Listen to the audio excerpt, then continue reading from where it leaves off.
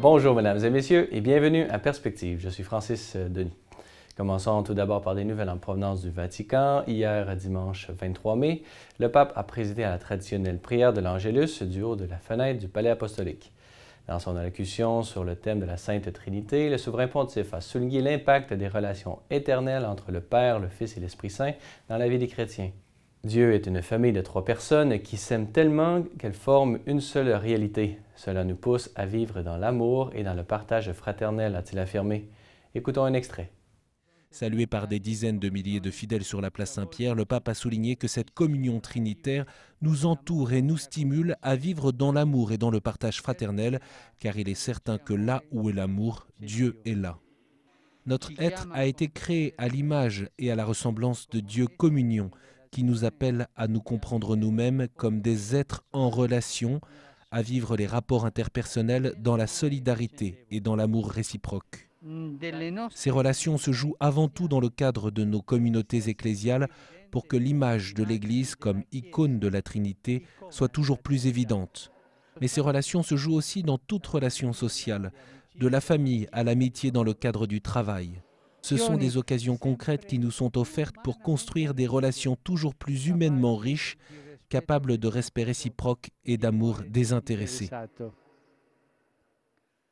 Ce lundi débutera à Istanbul, en Turquie, le premier sommet humanitaire mondial qui a pour but de réfléchir sur les mesures à prendre pour répondre aux dramatiques situations humanitaires provoquées par les conflits, les problèmes environnementaux et l'extrême pauvreté.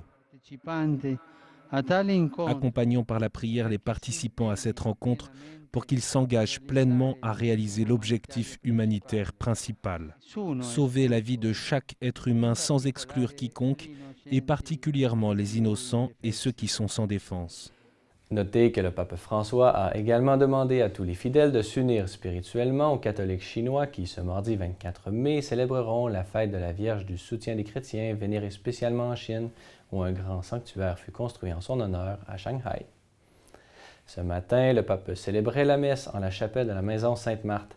Dans son homélie, le pape s'est arrêté sur la confiance qu'ont les chrétiens envers Jésus et qui les porte à vivre avec espérance. En effet, un chrétien est un homme ou une femme de joie.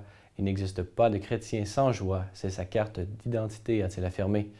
Poursuivant son commentaire à la première lettre de Saint Pierre apôtre, il a affirmé que quand nos paroisses, dans nos institutions, nous trouvons des gens qui se disent chrétiens mais qui sont tristes, il se passe quelque chose qui ne va pas.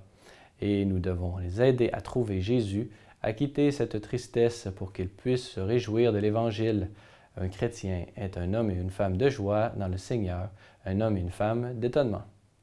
Plus tard dans la journée, le pape François a reçu en audience le grand imam d'Al-Azhar, Ahmed Al-Tayeb.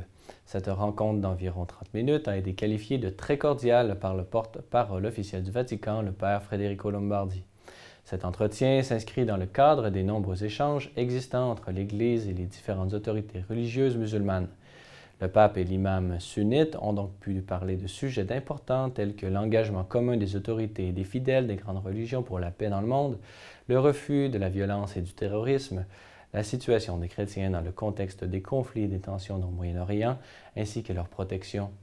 À l'issue de cette audience privée, le pape a pu offrir au grand imam d'Al-Azhar une copie de son encyclique Laudato Si.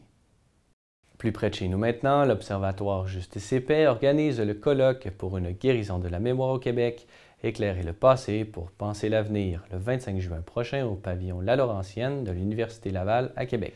Pour l'occasion, plusieurs panélistes s'exprimeront sur le thème des relations entre le catholicisme et l'histoire du Québec, tels qu'Éric Bédard, Martin Meunier, Denis Vaugeois, Mathieu Bock-Côté, Bernard Raymond, Brigitte Bédard, Anne Lié, Émile Robichaud et Nicolas Matt. Saisissez cette magnifique occasion pour fêter la Saint-Jean-Baptiste dans la vieille capitale en vous inscrivant dès maintenant sur le site Internet de l'Observatoire Justice et Paix. Le coût est de 20 $ ou 15 $ pour les étudiants. Un rendez-vous à ne pas manquer. Voilà, c'est tout pour aujourd'hui. Si vous avez des questions ou commentaires, vous pouvez m'écrire à l'adresse qui apparaît à l'écran. Merci d'avoir été des nôtres. À la prochaine!